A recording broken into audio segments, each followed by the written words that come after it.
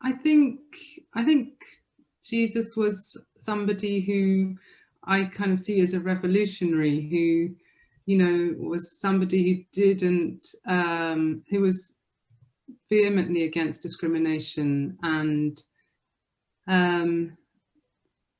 felt that those who kind of lauded power over those who were dispossessed were not particularly to be followed or to be emulated. So I think for me, equality, the idea of equality is an ideal from Jesus's teachings, and which is written about in the Bible. And yeah, so that's something that I think is, something that I take from my faith. Like sometime in sermon, once a month or twice a month, to address it as well about that. And, that's something not to leave out all the time until when a next year come around, then it starts, but it's something should be there all the time, that the church talk about and hear what other people is going through, if they have an issue with racial justice and all those things. So something should be addressed all the time in sermons. Sometimes, I don't say it's all the time, but sometime during this sermon, sometime. Yeah. I think that, me personally, I believe that the church has been inclusive. They've embraced this from the off. I don't think I would still be a Christian if I didn't feel that the church included me, included my brothers and sisters, and from other races, backgrounds, other cultures. I feel that I think they do believe that they are included in the church. I don't think there's an issue with the church needing to embrace more than they have done.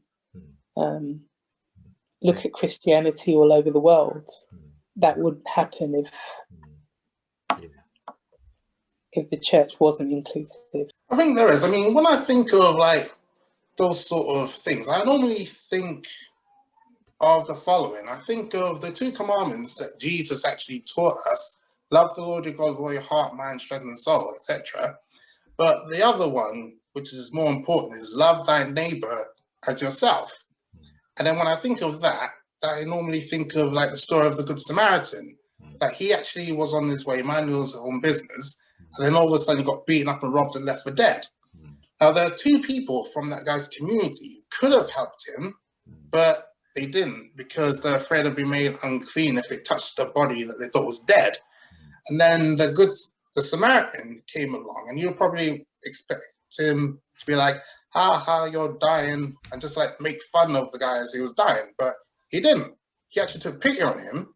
So he actually helped him up, and he actually took him to an inn and said, look after this guy. So in a way, it's he actually was the neighbor to that person because he actually showed mercy.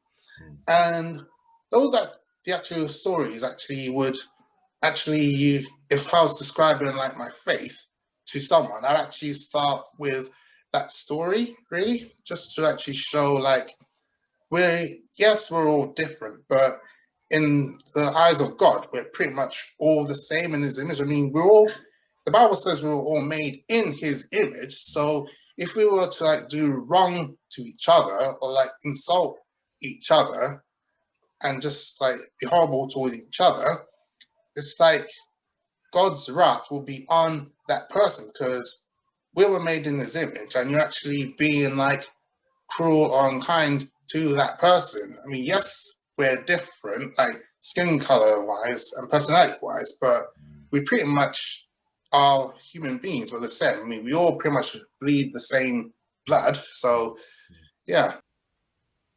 That's very difficult, because the church, well, the good churches, because as you know, that's a very broad, but as you can see, some churches spread a different kind of message, but the churches that adhere to the values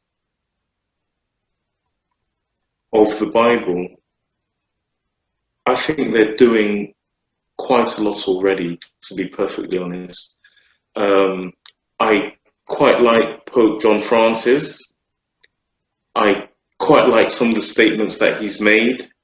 He's broken a lot of taboos, especially with homosexuality, meeting with people from that part of society, respecting women more, including them in the church, in the machinery of the church, speaking up against issues.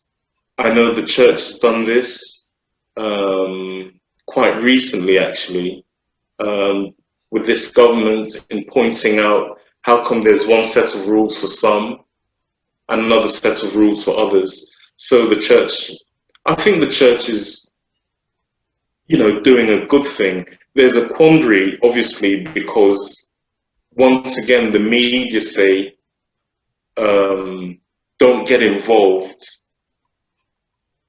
in social issues because that's not your remit. But what the church is about is what society and government should be about, which is equality for all and opportunities for all. I honestly believe if people look to the church and possibly other religions that preach love and unity, there would be so much less poverty, and not just economic poverty, but poverty of choice, opportunities. If only the greed, power, money wasn't thrown into the mix, I think if they let the church do what it intended, it would be amazing. But I think the church is, especially doing things like what you're doing, that's a huge step, because our congregation is made of many. And as I said before, we do have our prejudices, but doing things with compassion, with sensitivity, hopefully that will drive the change that we need. Thank you, Derek. Well, I think the church has acknowledged that they have not done enough. And I have to praise Bishop Christopher, because he has been doing a lot to make the church more inclusive and having more people of a BAME background in posts, in being priests and in different posts, which was very good. I remember maybe 2 years ago they did an exhibition at Suffolk Cathedral where they did a painting and had 3 BME people featured in the painting, one which was an Asian. And it's making it inclusive. And I think if we continue like that, it will make us feel more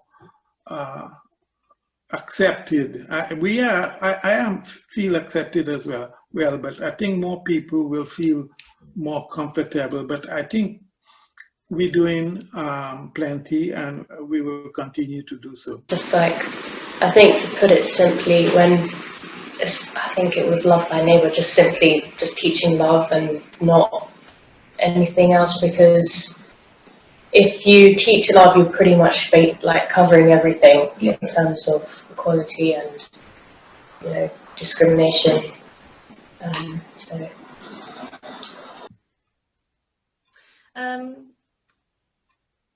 So I think that the church has a job to do in terms of understanding its own history again. Mm-hmm. I think that there's some very difficult history there within the Church of England, but also within wider Christianity.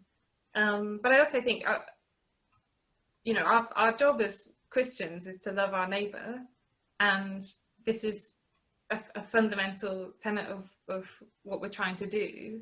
And so this issue should be front and center of Christian life, really, I think, because I think sometimes it's treated as a side issue, you know, it's treated as a kind of a difficult problem to solve on the side of things, when actually it's really fundamental to living a moral life, which is to treat other people equally and fairly. And so I think the church should be very, very explicit about placing this issue at the centre of everything that we're doing. And also understanding our history, which is very important.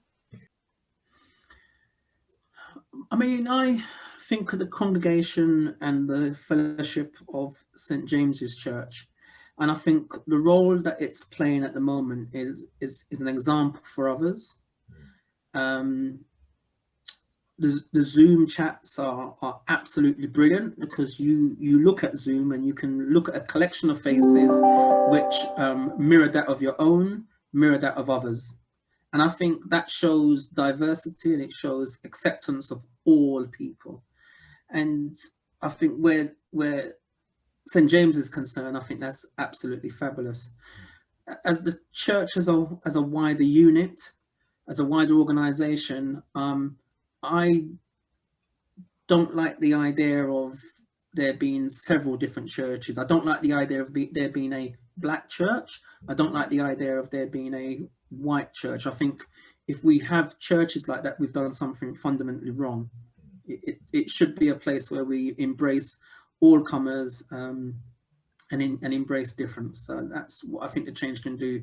I think going along the lines of what we do at St. James's is an example for other churches. I think it's huge, and I think the church also is going through a time of reckoning where we have to face its history, and that's not. No one's saying we should run away from it, but I think, you know, in my mind, Christ was a radical. He called for change. He called for engaging with those who no one else would engage with. So let's follow that path. Let's be radical. Let's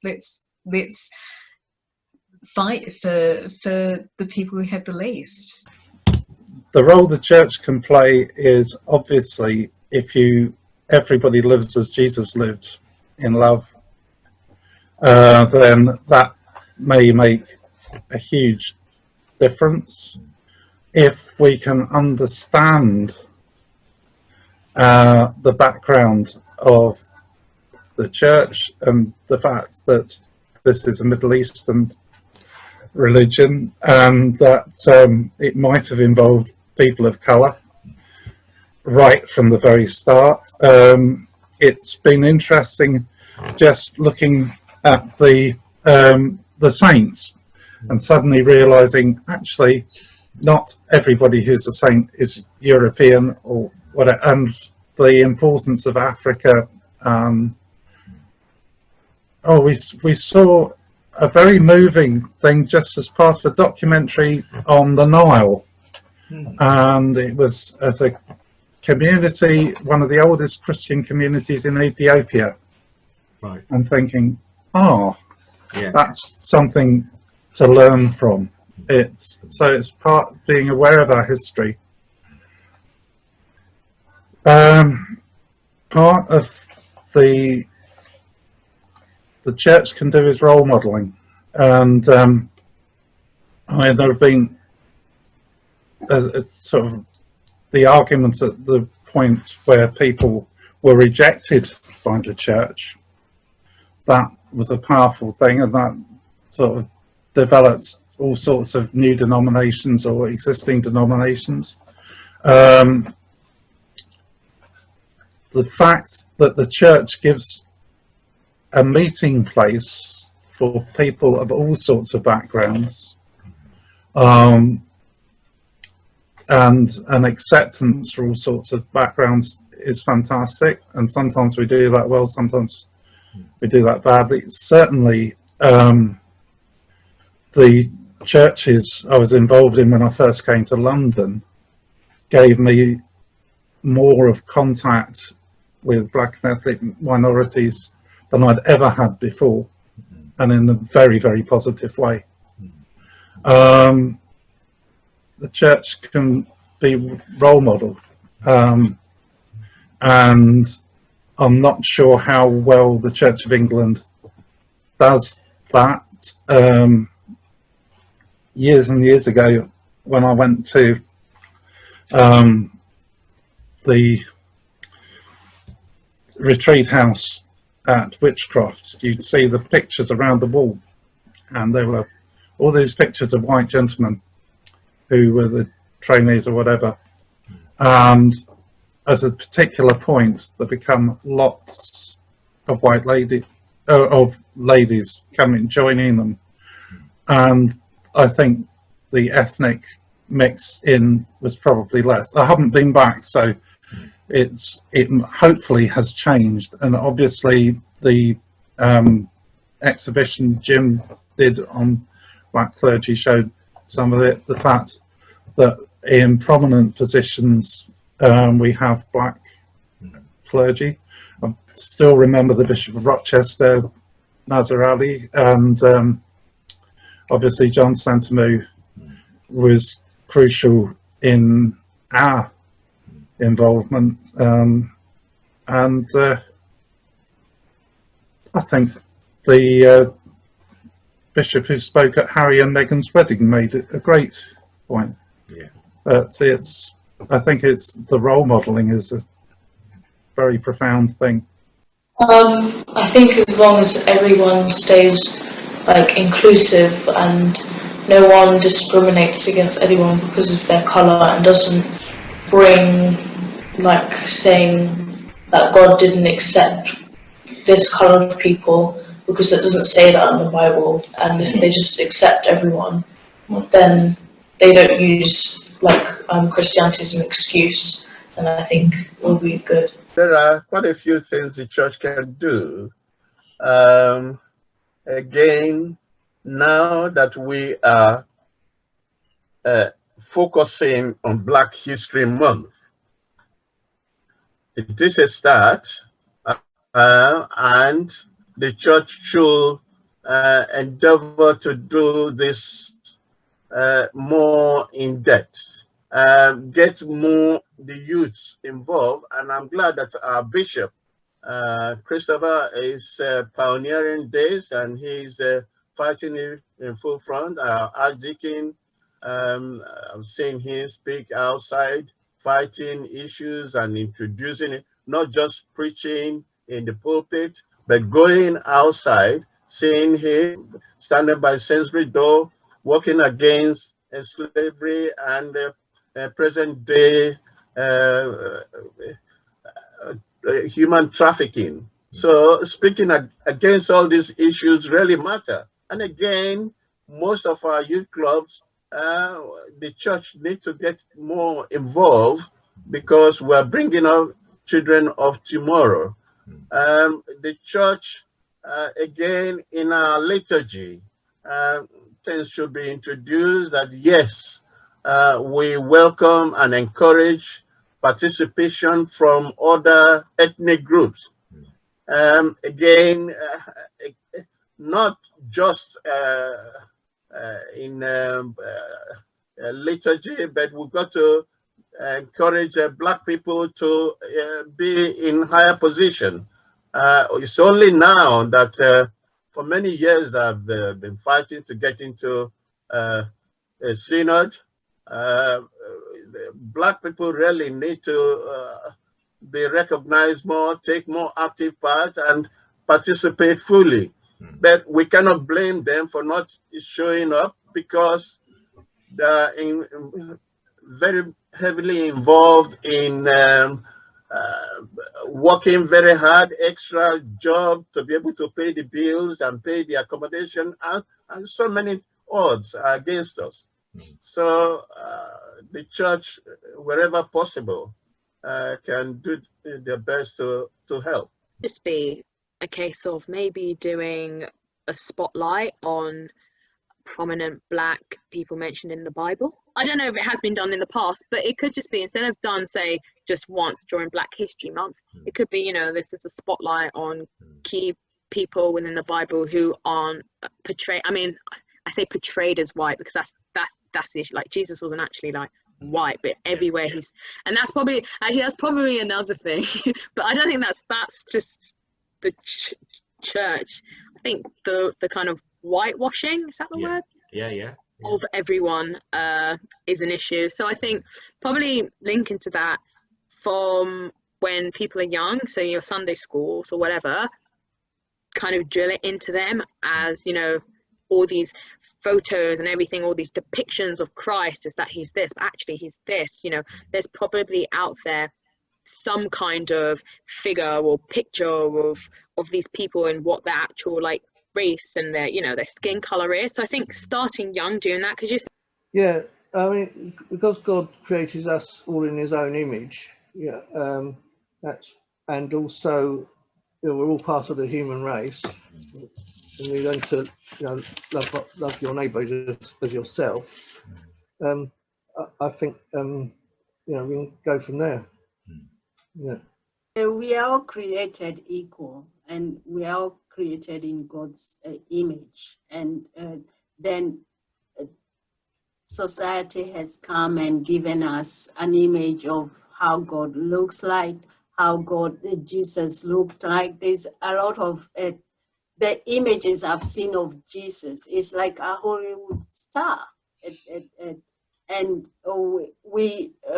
we have created that kind of pedestal for ourselves as a church, and it should start from the ground, where even the church, the leaders, the hierarchy is representative of who we are in society, especially in the UK, where the Anglican church, the hierarchy is full of white males, a few women who are in their 50s or about to retire, and they are replaced by the same color. When we have a lot of people like yourself and other color, people of BAME who are never promoted because of the color. And I was horrified when I read an article that a church council wrote to the guy who had applied to be their vicar. It said the monochrome congregation will not accept you. He was dismissed on that ground because he was a Black person. That email should not have been written. And that congregation is not godly, because God does not see color. And it's all good pretending to be godly and church going when there's a lot of prejudice. It should be dismantled and start from scratch to build a church that recognizes people as human and not for the color of their skin. I think the church is moving. I think in Southwark, we are probably ahead of perhaps a lot of other areas of the country, because I think we've got a good team of bishops working together. They each have specialities, but we've also gained sort of previous bishops in where there's quite a number of previous who are taking on different roles in the church. It's good, I think, how Southwark is set up. There's opportunity for people to go on to deanery synods and things, to share their ideas, to take to deanery synods ideas that are coming from their church. It's good now, I think, that ministers are working together, and you're sharing the ideas of how your church are doing things. And I have to say, I think Zoom and things, COVID, I think, has made a big difference to churches. That it's the people of the church. Okay, you've got the building, but it's the people who make up the church, and it's the people who've come together during COVID situation. And the number of people who've come in who wouldn't come in through a church door, but have come in online. So I think we have to understand our community. We know that at the moment in time, there are more people suffering mental stress. People have lost their jobs, and it's how we communicate. I think our difficulty in communicating at the moment is that we can't speak to them face to face and talk to them. So though people come in to pray on a Tuesday and a Friday, which people are doing, and we've had a number of people coming in who don't come into our church, but if the church door's been open, so they've come in, and if they haven't prayed, they've asked us to pray. That's been good. And we have been able to chat, but I think perhaps it's difficult for people to come into a church if they're not used to it. I'm not quite sure how, at the moment, in this current situation, we can actually do things face to face, and what activities we should set up in church. Perhaps that's something we can think about, of what different things we could do in the future when the doors are open for people to come in.